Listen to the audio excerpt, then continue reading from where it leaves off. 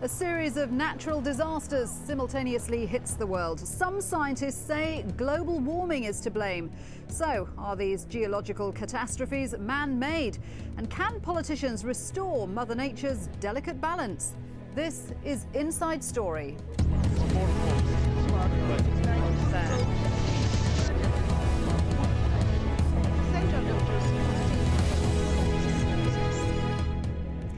Hello and welcome to the programme. I'm Shuli Ghosh.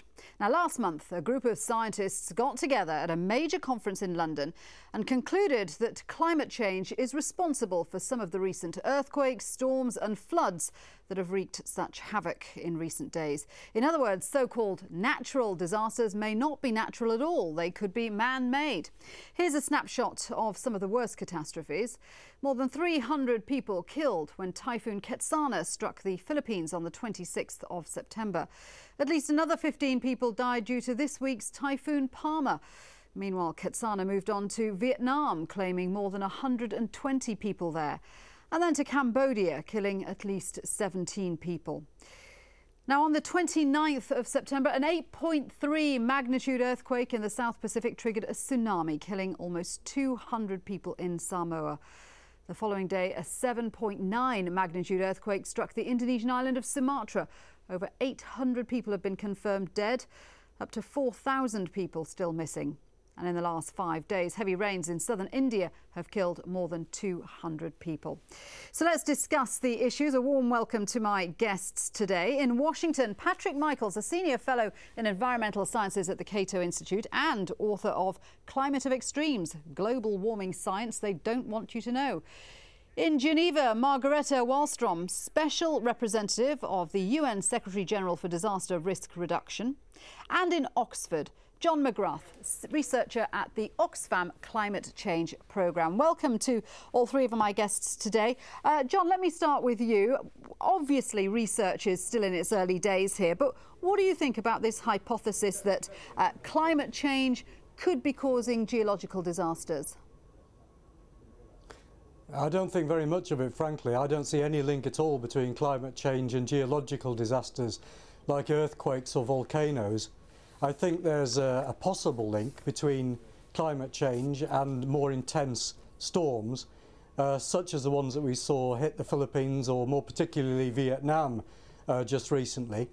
I certainly think that there are clear links between global warming, which is driving the Earth's temperature up, and more chronic under-the-radar disasters, which are actually affecting a lot more people than some of the big high-profile disasters.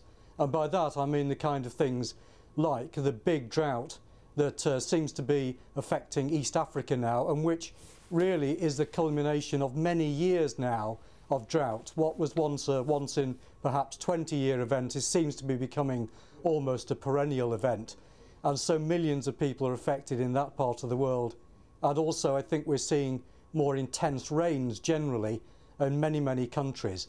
OK, so I'm going to pick up on those points in a moment. I just want to go back to this idea that climate change might have an effect on the Earth's crust. I know it does sound far-fetched, but Professor Bill Maguire, who organised last month's conference on the climate forcing of geological and geomorphological hazards, it's a mouthful, but he said climate change doesn't just affect the atmosphere and the oceans, but the Earth's crust as well. The whole Earth is an interactive system. Patrick, what do you think? The whole Earth is an interactive system. Can one thing impact on another? Well, the linkages between geologic events and atmospheric change are weak to tenuous at best. We just cannot link earthquakes and phenomena like that to weather change. However, when you mentioned the tsunami in Samoa and some of the deaths that we see in weather events, one of the problems is we have more and more people living in coastal regions. In the United States, for example, we know that we have not had an increase in the number or the power of storms along our coastal region, but we see a lot more damage because there are more people living there and property values go up. It's interesting. I know that your books have expounded the view that a lot of climate science is biased and that global warming won't necessarily lead to the doom and gloom that a lot of people say it will. Do you think there is an exaggeration of the kind of risks we're facing? Yes, I think we live in a culture of exaggeration of a lot of issues, not just environmental issues. It's very obvious from a dispassionate survey of the scientific literature that something is a little bit out of kilter. And it's odd that we hear these stories being hyped generally before these United Nations meetings on climate change. I mean, if you picked up the news over the last few weeks, you would think the world was coming to an end from global warming, but it's not. Margareta, what do you make of that, that some of the climate change claims that we hear are actually exaggerated?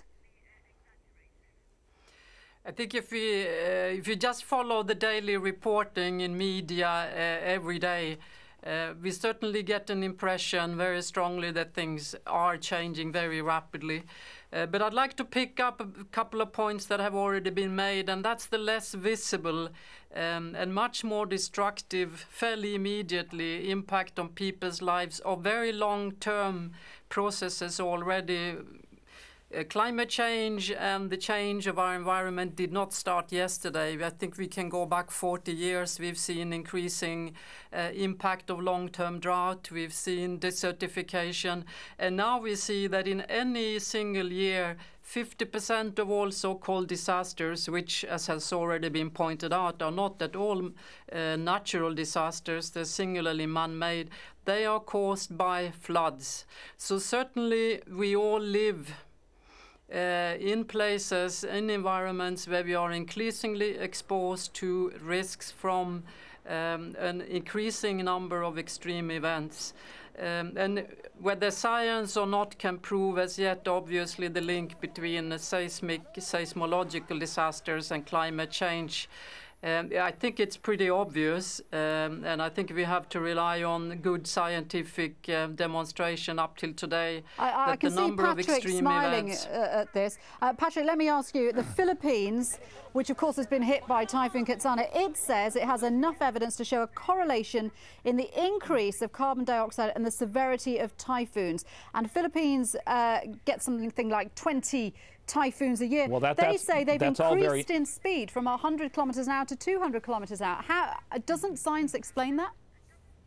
Well, we do have measures of the power of tropical cyclones on a year-by-year basis. And while there was definitely an excursion in the power of these storms about 5 years ago, right now, and for the last couple of years, the global cyclone energy, which is what we call it, has been running at a 30-year low.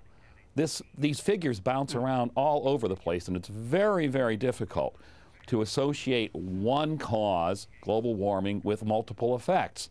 And again, like I said, the accumulated cyclone energy is running low right now. And by the way, I was just looking at some satellite data yesterday, and the Earth clearly is becoming greener as the planet has warmed, particularly in the area south of the Sahara Desert. The Sahara Desert is not expanding, it's contracting. I'm not saying that has to do with climate change. It just shows how variable things are. John, what do you think of that? Patrick's not saying that global warming doesn't exist, just that the effects of it have been exaggerated. Well, I think he has a point. I think that it's dangerous to attribute every event to global warming. But I fear that equally it's dangerous to underplay what is already happening. And we saw scientists meeting recently pointing out that the temperature of the globe has increased in many parts, such as the Arctic and in high altitudes and high latitudes, by almost the 2 degrees centigrade, which scientists say is the very dangerous threshold. And so an Oxfam, I mean, what we see all the time when we talk to farmers is they talk about rising temperatures and they talk about the changes in the seasons that they see, which mean that their crops are no longer able to be grown when they need them. So I think there are real dangers if you go either way, underplaying or overplaying. I do think, though, that if we are not very careful, we will fail to take action, and then we will see the worst effects of climate change in 10 or 20 years' time. and by then it will be too late. OK, well, let's take a quick look at what action has been taken and is being taken. In December, delegates from 192 countries will hold 2 weeks of talks in Copenhagen to establish a new global treaty on climate change. Now, concerns over global warming have been steadily expanding. In 1997, the Kyoto Protocol was drafted, committing countries to reduce greenhouse gas emissions by 5% by the year 2012. However, the US, one of the world's biggest emitters, has never ratified it. The Kyoto Protocol came into force in 2005 when the melting of the Greenland ice sheet reached record levels. 2 years ago, at a UN conference in Bali, governments agreed to start work on a new negotiating process designed to tackle climate change with the aim of completing it by 2009. Well, the Copenhagen talks mark the end of that 2-year period. And it comes as atmospheric levels of carbon dioxide reach 387 parts per million, and that's the highest level for more than 500,000 years. Margareta, we've had Kyoto, we've had environmental assessments, we've had climate change conferences. Is anything progressing? I think many things are progressing, in fact, and I agree with both John and Patrick that exaggeration in either way is not helpful, but also oversimplification is not helpful. It seems, there is a lot of focus on the mitigation aspect, which is of course crucial, because if nothing is done on mitigation, probably on adaptation, whatever we do will have limited impact. But certainly not enough attention is given to what is called adaptation in maybe a simplistic term. And here we have many decades, 3-4 decades of continuous effort to try to build more sustainable development approaches, to try to use existing technology, existing knowledge to build safer cities, to improve livelihoods in rural areas, issues that John just dealt with.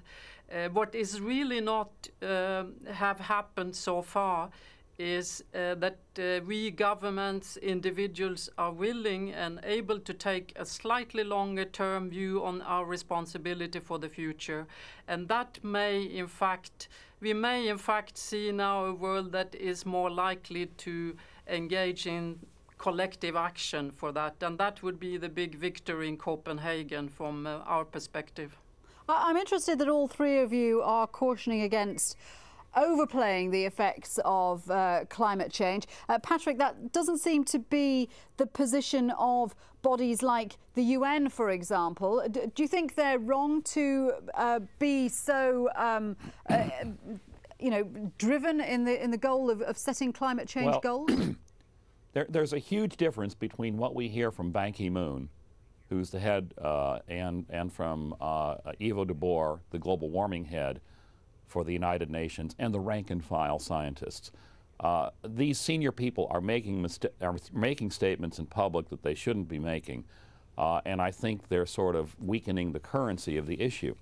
When we talk about Copenhagen itself, I am very, very fearful that not very much is going to come out of there that's going to be very fruitful, and it's because in large part, the Chinese are really not going to do very much about their emissions. They have made a pledge, haven't they? They have made a pledge to... That pledge was a big nothing. You have to read the words. All they said was that they were going to reduce the amount of carbon dioxide that they produce per unit gross national product. Every country does that. The rate that they said that they would reduce it is the same that the United States has been reducing it. But the fact that they're saying it, that's a change in position, isn't it? No, it's not. No, it's not, because all developing economies reduce their carbon intensity. In fact, I checked their numbers. Their emissions are going to go up by 3,000 million metric tons in the next 5 years. For comparative purposes, the United States will go up about 300 million metric tons. China's increase is going to be 10 times that of the United States in real carbon dioxide. They didn't make any announcement they were going to stop. John, what do you think of that? China has said it will curb pollution by 2020. It doesn't say by how much, though. Should we be encouraged by that, or is it another stalling tactic? Well, I do want to come back on what Patrick had just said, actually, in a more general sense. But briefly, I mean, the Chinese are also world leaders in decarbonising society, paradoxically. I mean, they've recognised the damage that climate change is already doing, the aridity that climate change is causing. And so they are actually having a big lead at the moment on the United States in terms of solar, wind and other technologies. But I do want to come back on what Patrick said, because I don't think we're underplaying it. What we're saying is that the worst effects of climate change are built into the Earth's systems, and we will see them happening in 20 or 30 years' time. The second thing is, though, that I think that what we're already seeing in parts of the world is devastating to poor people. If you're a poor farmer, it only takes a storm that's 10% bigger than the one the year before, or a drought that lasts a week or 10 days longer than the year before, and you lose all your assets, you lose your life possibly. So people are living on the edge here. The slightest change can push them right over. In fact, this is why we have markets. Let's just listen to what the UN Intergovernmental Panel on Climate Change has to say about that, because that does expand on John's point there. This is the chairman, Rachendra Pachauri, who gave a bleak assessment of the future if global warming continues at its current rate. My own analysis suggests that at least 12 countries are likely to tend towards becoming failed states, and communities in several other states would show potential for serious conflict due to scarcity of food, water, and soil degradation.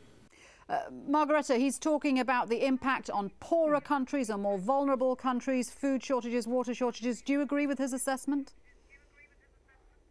Oh, very much so. In fact, it's the poorest, the already most vulnerable countries are the ones who are going to continue to suffer most and be first and hardest hit. So the poorest, the ones with the weakest economy and the most vulnerable environment, are already the ones that are affected. Also, the poorest people in rich countries are the ones that will be hardest hit.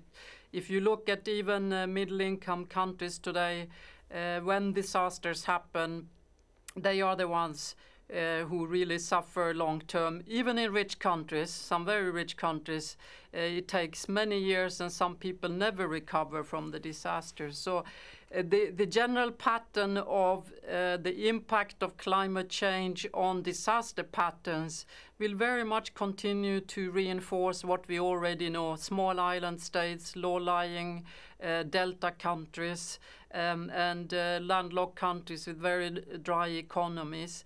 But there is no doubt that the floods, as we see the pattern now, with disasters are caused, of course, by weather and climate, but also by very rapid urbanization and by environmental destruction. Patrick, it's all sounding a lot more like the doom and gloom that I know you want to avoid. The last IPCC report said it's more than 90% probable that humankind is largely responsible for modern-day climate change. Do you agree with that? And do you think the Copenhagen conference could change that? Well, of course. I mean, but the problem is, if you actually look at the temperature histories in the United Nations, you will see that the warming that has occurred has been at or beneath the low end of the range of predictions that's given by their mid-range models. And then there's the odd little problem that we haven't seen any net change in global temperature for the last 10 to 12 years or so. These computer models simply don't accommodate that. What we have is a warming, partially caused by human beings, but one which is not nearly as fast as it was supposed to be, which gives people time to adapt and to develop technologies. With regard to poor countries being affected by climate and climate change, it's not a good idea to go to war over resources. That's why we have markets. And what we really want to foster, whether there's climate change or not, is economic development, because that insulates people against the vagaries of nations, the vagaries of nature. The problem, you see, is that the policies that are being put forth, in fact, will cost people money and capital. It has the exact opposite effect. It allows you to not adapt to nature when you need money and capital to do so. OK, I know you said bodies like the UN hype up some of these things. Let's have a look at what Ban Ki-moon has to say about the consequences if the Copenhagen conference doesn't set some kind of agenda on climate change. I urge you to seal a deal in Copenhagen in December this year. failure to reach broad agreement in Copenhagen would be morally inexcusable, economically short-sighted, and politically unwise. We cannot go down this road. John, he says it's economically short-sighted, politically unwise not to make a deal. But actually, reducing emissions costs billions and billions of dollars, doesn't it? Developing new strategies using renewable fuels, that is what's going to cost countries.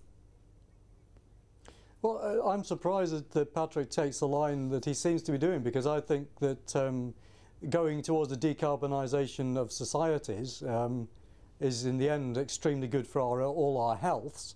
But more than that, it's a huge economic opportunity. I mean, you know, we are going to go down this road anyway. We're going to be 20 or 30 years' time, we're going to have to be using a lot less fossil fuels than we are. Certainly the oil won't be there as it is today. So why not get a head start? Why not, you know, try and beat the Chinese at their own game and really prime the markets and get some innovation and some technology here.